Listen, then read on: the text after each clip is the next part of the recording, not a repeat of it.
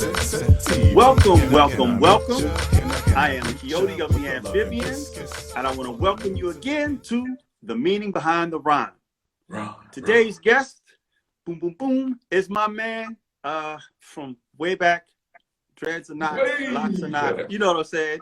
The one and only DJ OH Freshhh. Fresh. What's up, bro? It's your boy Jamal. I'm glad to have you here. It's been a minute, and you know what I'm saying? I'm just really excited about this new project. I want to hear more about your new developments, things that you're working on, and yeah, just glad to have you in the building. Glad to have you in the building, in a way. Dope. Glad to be here. Glad to be here. Check it. This solo effort that you got on this Amphbns Crush project, Senci Mia.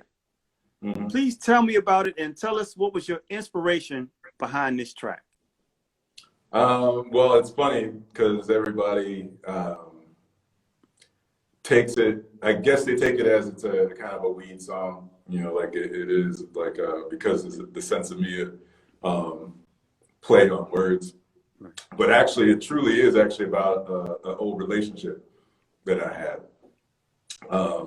It parallels a relationship with an old girlfriend of mine, mainly the first verse, and the second verse too. Actually, like some of the stuff that you were alluding to that you wanted the question. Yeah. A lot of that stuff is actually about an old girl.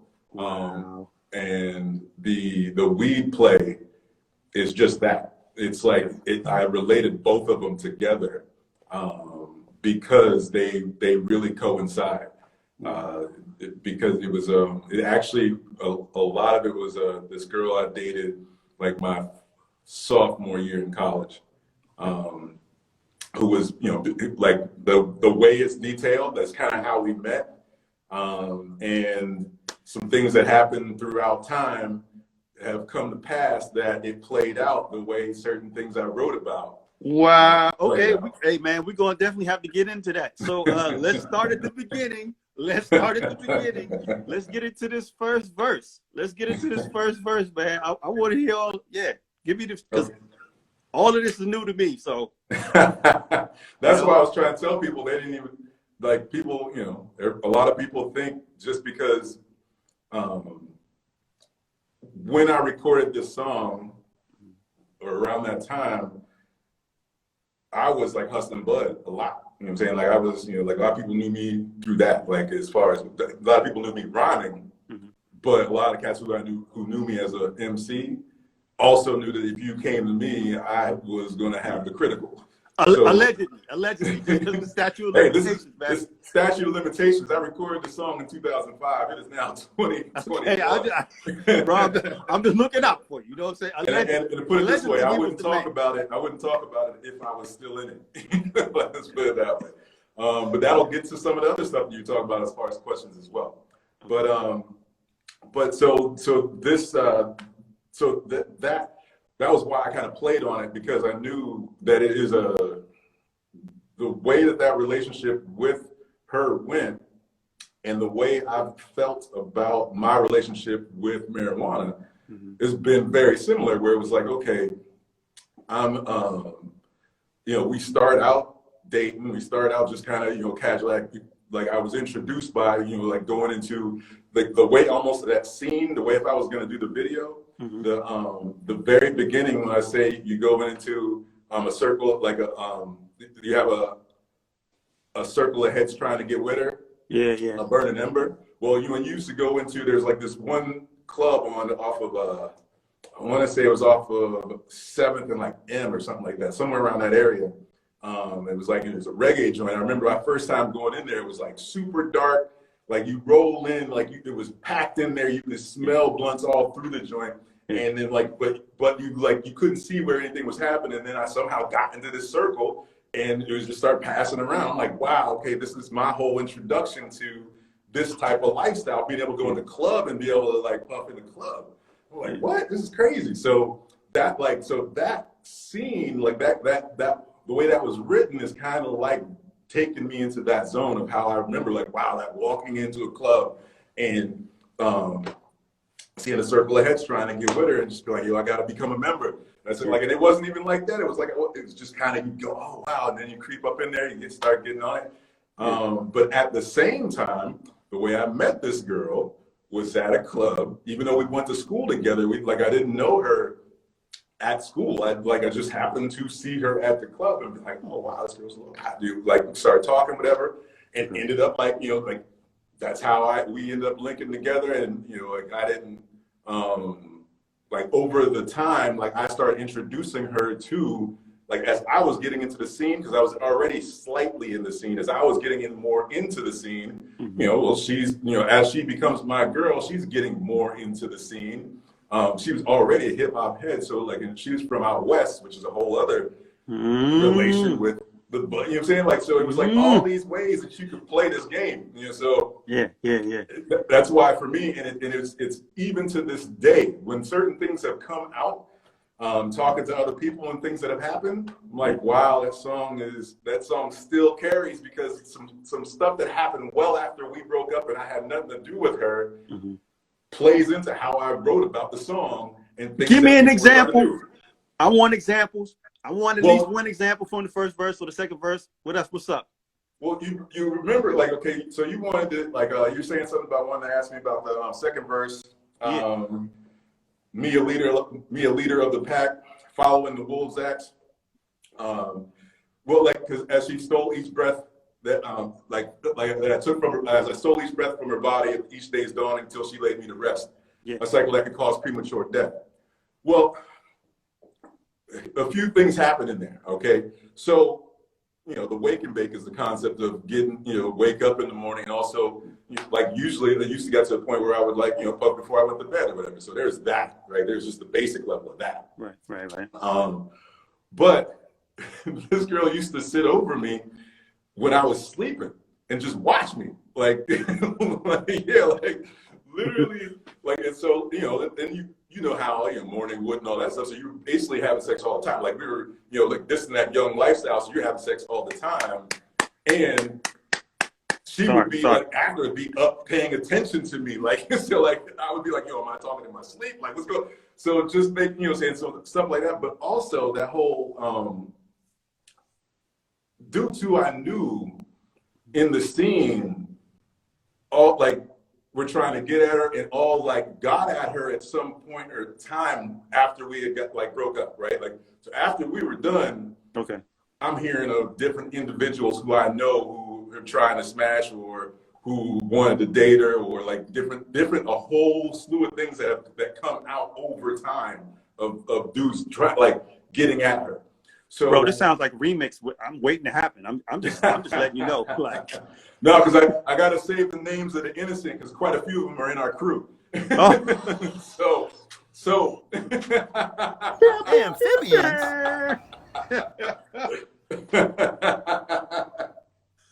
Yeah, exactly. Yeah, so even to the point where if you look at some of the old Amphbns, the first meetings that we had last year. Yeah. There's a boy talking a lot of smack about some stuff, and he's one of the people who's basically trying to blow up the spot on this girl. So let's put it that way. And he doesn't even know, he has no concept of the fact that rhyme was about all of that without even knowing any of this stuff yet. Bro, without even I don't know. I want to raise a glass, because that's a story that's a lot. That's a lot. That's a lot. I told you, man, the meaning behind the rhyme. This rhyme had a lot of levels to it. You know what? I'm gonna have to put my seatbelt on and be like, "Yo, do you really want? Do you really want the truth? Okay. I was like, oh, I really love the wordplay of the second. I didn't realize it was that intricate. I'll just leave it at that. Yeah. Okay. I put it like this: another person we can't get in touch with used to try to talk to her as well. So, yeah. Well, then in that case, that tells me she's super duper fly. I probably know who she is. I probably know who she is, but that's probably neither here nor there. Right. Look, my hands. Yeah. I haven't seen her in a long time. I don't know. Act on mine. own accord can't afford to go all aboard on some old escapism trip. What's up? Using my inner intelligence. It's funny because the way I wrote those lyrics out for the lyric video, because I didn't want to get too into, because if you really listen to it, I double up some things. Yeah, yeah. And the way I double it up, I actually break down parts of the words, right? Like, don't want to get all board on some whole escapism trip. Yeah. Using my inner intelligence, gents, to reducing the quantity to what it, and then after that, I break out of it, right? So reducing the quantity to what it actually should be. It's truly, I love my Senci. So that was like, that was the, like, I was trying to learn when I was putting that song together, I was trying to learn how to create that echo without having, an echo on the mic. Right. But also how to create it, how to use the different parts of the words as other words. So they're almost like ad libs. Yeah. But they're really actually part of the rhyme. They're not, it's not an ad lib. It's not really like just an echo of the word. It's actually it's another word that echoes the word and is actually part of the rhyme, even though it comes as slightly an ad lib. I was just trying to, like, because we used to try to be as intricate as possible. Sure. With rhymes. And I was trying to figure out how to be intricate without losing you, right? Without making it so, like, because I was notorious for messing up the flow by just going with too many words. Like, basically the Eminem, like before Eminem, where you just start trying to throw so many syllables in there that how I know I would catch a flow. But then because I wanted to be cool and like show you I could rapidy rap, I would mess up the flow by like throwing too much extra in it. I did the double, triple, quadruple entendre. That was me. I was the blow fresh the heir apparent, invent like AC. And then people were like, right, what are you doing? Yeah, like, and the only way they'll be able to truly catch it is like, because you're trying to make it so like they have to rewind it over and over again. People trying to be able to catch it and be able to sing it over and over again. Yeah. And I was, and I was learning that stuff with, because as I was with, this song was recorded after I was like, let's say Amphbn, right? Like, because there's a certain state of time that we were all together and working hard together on music. Yeah. Most of the songs you hear me that are solo songs that don't have any of our production crew on them. That's when I wasn't, around anybody really like that. I was around Stylist Chris doing the fine print stuff, and I was already moving on to just working more on solo stuff because of just how I work. Like, I'm always trying to work on stuff, but at the same time, it was just how I look at different stages of being an MC and being like, well, if I can't hold a show on my own and be able to like drop like at least 5 songs on my own and really rock it properly, well, then I can't really, what am I going to do? I'm always going to have somebody around me. So, so with this song, like, this was me trying to learn how to play into, all right, stop trying to be so rapidy rap. Let's get into really ride a beat and stay on that, lock in, and still be able to hit them with little jabs and points, but make it so it stays on the flow, doesn't go all out and lose a person. You know what I'm saying? Like, lock people in and have it so they don't, how I remember as a kid, I'd be singing songs, have no idea what the song meant, but sang it, like, like at 12 years old, and you're singing like Prince and Michael Jackson songs, and there's stuff that's in those songs that you don't have no idea what it means. And you're singing it all the way home. Yeah, exactly. And so that's, and like kids do it now, but they have a better idea what it means. But like, so that's how I was trying to do that song. And at the same time, not get too lost. And I try not to get too wrapped up in, because, like How to Smoke a Blunt, like how most weed songs were. And it was like, like how it was so straight to the point type of deal. And at the same time, I didn't want, like, I Used to Love Her was, the big deal. So I didn't want to create another one of that in a way, although that's kind of how it went. But because it was really based in my true story around the relationships, Mm-hmm. it was like, yeah, no, this is truly a double entendre because I do have two totally separate things that are related to me and will flow on this pattern of like how I'm going to tell this story. Because really, those verses were kind of like poems that were written around in that relationship. Okay. So it was like, and it just developed where I was like, oh, I'm gonna flip it on some weed shit. So oh man, I think it works supremely well. Thanks. It works in a way that lyrically it works in a way at the same depth or a little bit more deep than I think the Brown Sugar joint from D'Angelo did. But I like it a little bit. I like yours a little bit more. Maybe I'm biased, but I like it a little bit more because I'm a hip hop head. I like both. You know what I mean? But the fact that the relationship that actually gives it more depth than just a song that's ode to weed. You know what I'm saying? Like it just gives it more a well-rounded perspective. And then now that I have this background knowledge, I'm gonna listen to it a couple more times so I can get some more about it. But yeah, man. Oh boy, we will have to sit down and have a side discussion away from the camera on that. But what else I want to get into with you, man? I know that the Crush album is coming out soon. I think we can look forward to seeing that and hearing that very soon. And I'm really looking forward to that. All the songs on there. It's another level for the Amphbns and another level for their listeners and their fans. Please tell me what else you're being involved in, because I see some stuff going on behind you and on your shirt, and you know what I'm saying. Like, please tell me what's going on with OJ Freshhh. Oh, what's going on with OJ Freshhh? If you could see, I'm looking like Ashley Larry. The fingertips are like, you know, they're blistered and cracked from it. Tiling for the last week and a half. Wow.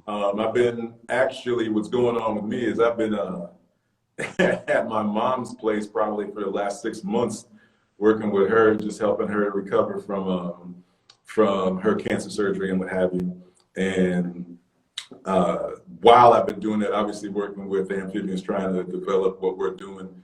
But Spread Love Edutainment is actually the label that originally released the first Amphbns record back in '96. And Spread Love Edutainment has been the business that I've owned since then. Like it was my business that we used as the record label when we released our first record. I've always had it, and it's something that I use as a hip hop educator, as a fitness coach, as a snowboard coach, as mural artists. Everything I do kind of goes under the umbrella of Spread Love because that's what I do. So that's kind of right now. It's because I've been working with the team trying to build our brand. I haven't pushed Spread Love as heavy as I want to, but it's also what we're doing is kind of kicking me in the butt because I knew I was going to be pushing this. Because I also sell books on Amazon. Like, you know, I do a lot of stuff under Spread Love. You know, sell all types of vintage clothing, like records, all types of stuff. So that's what, you know, like because I've been in this state of working here at the house, basically like in the last 4 weeks, like last month, last 3 weeks, working on the remodel of her bathroom. But really, when you think about it, helping somebody go through chemo and getting them kind of back on their feet, and then more, you know, all the other stuff that goes around that, while trying to work with a team of 10 people, building a label, media group, and then supposedly I'm going to work on my business as well. And this is my business. So, yeah. That's kind of what's been going on with me, man. Just trying to get to that point. Right now, I'm trying to get back to Vermont and get to work on developing Spread Love on the level of what I really know it's supposed to be, and start getting into more real estate development stuff too. So that's kind of where I'm going. But we got to handle some business here at the homestead and get this Crush album out. It's supposed to come out here on April 30th, I believe. Should be on BANDCAMP. Yeah. So yeah, so we know. Like I said, you may not see me in the meeting, but I'm on top of what we do. Oh, I know. Believe me, bro. I know. It wouldn't be a meeting if you wasn't on top of it. Let me just let you know that now. One thing I gotta say before we even go any further, I don't cuss a lot, but F cancer. I'm gonna say that. I gotta get that out. And if you whenever you purchase any Spread Love gear, a portion of those proceeds go to fuck cancer. So that's that, because let's put it this way, not only have I been helping my mom through her, whole deal. I had cancer back in, I want to say almost 8-9 years ago. Like I had some rare type of cancer that was in my bladder. Was blessed enough to simply have to go through surgery and recovery for a few months, and I had didn't have to go through any chemo, didn't have to deal with any of that. Simply had to have it cut out and then basically recover, right? So I've been blessed, but we're at a point where we hear about cancer happening in our elders, but we know that it can happen. You can run into little kids that have it, you can run into the elders that have it. It runs the gambit. It can touch any person at any age, and you may not be for any different reason, various reasons. So that's why, for me, the whole pink logo, whenever you get any pink logo stuff from Spread Love, that money is donated, like a portion of those proceeds is donated to Fuck Cancer, because it's really about cancer research and building that. Definitely get on that, man. I'm glad you said that. And where can they find that merch? They can go to my OJ Freshhh page and check out the Spread Love shop, or they can go to my Spread Love LLC Instagram page, or Spread Love Edutainment on Facebook, and the shop is in there as well. It's my pop-up shop, the Teespring pop-up shop. They also can go to the Amphbns page, amphbns.com, and on those pages, that page is listed as Jamal's Spread Love Collection. It's the Spread Love Collection. So you go there, check it out. Any of those spots, make sure you go to amphbns.com, because that way you can also get tight hats too. But yeah, exactly. Don't worry, you can get shirts, hoodies. We got tons of stuff. I just have to push my brand right now. Yeah, man. Do what you push. Push what you push. Yeah, that's what it is. Hey, look, man. I know you're busy. All the things you just ran down, some of the stuff I knew, some of the stuff I didn't know. I really appreciate you spending this time with us. The insight behind the rhyme, behind Senci Mia. Head is exploding. Like I said, I'm gonna have another conversation with you about this later on, at least 1, 2, 3, or 4. And I'm looking forward to hearing more about Spread Love, supporting it as well. You'll definitely be seeing me in one of those shirts as soon as possible. And I just want to say, from Coyote, from my man OJ Freshhh, this has been The Meaning Behind the Rhyme. Senci Mia, Thanks, bro. Can I meet ya? Can I greet ya with a loving kiss?